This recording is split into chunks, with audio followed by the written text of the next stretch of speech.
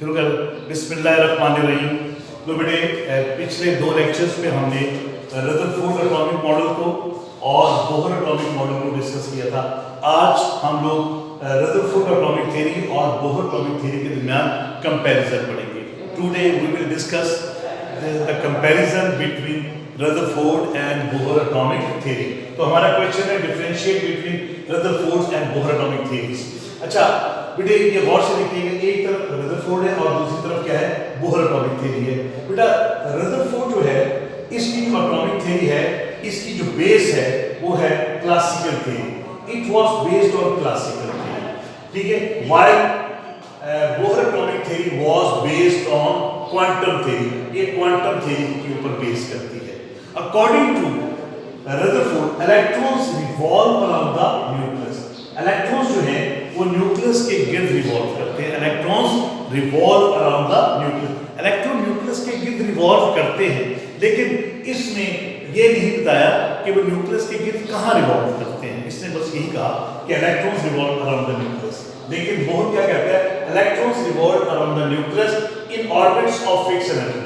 वो कहते हैं कि इलेक्ट्रॉन्स न्यूक्लियस के गिर्द रिवॉल्व करते हैं, ठीक है, खास किस्म के सर्कुलर पाथ पर। These circular paths are called orbit। और हर ऑर्बिट की एनर्जी क्या होती है, वो फिक्स्ड होती है। According to Bohr electrons revolve around the nucleus in orbits of fixed energy. Electrons nucleus के गिर्द ऐसे ऑर्बिट्स में रिवॉल्व करते हैं जिनकी एनर्जी क्या होती है, फिक्स्ड। इसका मतलब हुआ कि न्यूक्लियस के बाहर जो ऑर्बिट्स होते हैं जिनके नाम हैं K, L, M, N and so on, her orbit की अपनी एनर्जी होती है और वो फिक्स होती है। तीसरा पॉइंट, ठीक है, कि बोहर ने जो रदरफोर्ड है, रदरफोर्ड जो है no had not given any idea about the orbit. No idea about the orbit was introduced. इसने ऑर्बिट का कोई आइडिया नहीं दिया। What is orbit? इसने कहा कि इलेक्ट्रॉन न्यूक्लियस के गिर्द रिवॉल्व करते हैं, कहां रिवॉल्व करते हैं, ऑर्बिट का कोई कांसेप्ट नहीं दिया। No idea about the orbit was introduced by Rutherford, ठीक है। व्हाइल इसने कहा कि न्यूक्लियस के बाहर सर्कुलर पाथ होते हैं जिन्हें ऑर्बिट कहते हैं, और हर ऑर्बिट का एक मोमेंटम होता है और इसका मोमेंटम निकालने का तरीका होता है mvr is equal to mh over 2 pi. अब यहाँ m stand for mass, v for velocity और फॉर रेडियस। अगर आप देखें ये आपके पास न्यूक्लियस है, न्यूक्लियस के बाहर जो है ये मुख्तलिफ सर्कुलर पाथ है जिन्हें ऑर्बिट्स कहते हैं। अब ये इलेक्ट्रॉन है, अब इस इलेक्ट्रॉन्स का मास, इसकी वेलोसिटी, ठीक है, और ये इसका रेडियस आ गया। तो कहते हैं न्यूक्लियस के बाहर जो इलेक्ट्रॉन्स हैं, ठीक है, उनका मोमेंटम फाइंड आउट करने का फार्मूला है mvr is equal to mh over 2 pi. तो कहता है कि जो न्यूक्लियस के बाहर जो सर्कुलर पाथ होते हैं जिन्हें ऑर्बिट्स कहते हैं, उनका एंगुलर मोमेंटम होता है, और एंगुलर मोमेंटम फाइंड आउट करने का फार्मूला क्या है, mvr mh ओवर 2 पाई, ठीक है। n क्या है, नंबर ऑफ ऑर्बिट को कहते हैं, h कांस्टेंट है, 2 भी कांस्टेंट और पाई की वैल्यू भी कांस्टेंट है। नेक्स्ट पॉइंट बेटा वो कहता है कि atom should produce continuous spectrum, ठीक है। एटम जो है वो उसके गिर्द इलेक्ट्रॉन कंटीन्यूअसली रिवॉल्व करते हैं, ठीक है। रदरफोर्ड ये कहता था कि इलेक्ट्रॉन जो है वो न्यूक्लियस के गिर्द कंटीन्यूअसली रिवॉल्व करते हैं। ये इलेक्ट्रॉन फर्स्ट कर ले, ये कंटीन्यूअसली रिवॉल्व करता रहता है। जब तक इलेक्ट्रॉन अपने ऑर्बिट में रहता है तो वो कंटीन्यूअसली एनर्जी क्या करता है, प्रोड्यूस करता है। तो उस एनर्जी का जो स्पेक्ट्रम बनेगा, ठीक है, उसके जो बैंड्स बनेंगे वो भी क्या होने चाहिए, कंटीन्यूअस होने चाहिए। जबकि बोहर ये कहता था कि atom should produce line spectrum.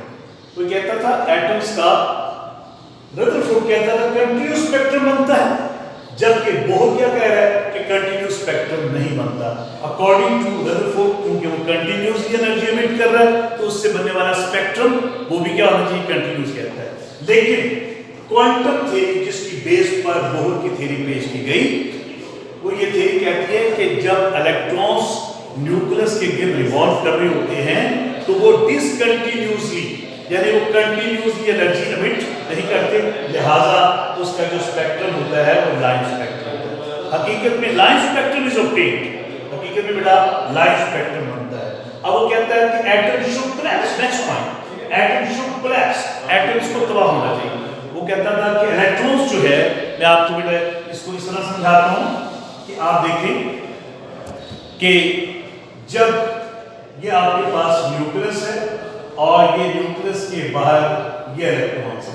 अब जब ये इलेक्ट्रॉन्स जो हैं वो कंटिन्यूसली रिवॉल्व करते रहते हैं तो उनकी एनर्जी भी क्या होती है, कंटिन्यूसली कम होती जाती है। बेटे बात समझ आ रही है ना आपको?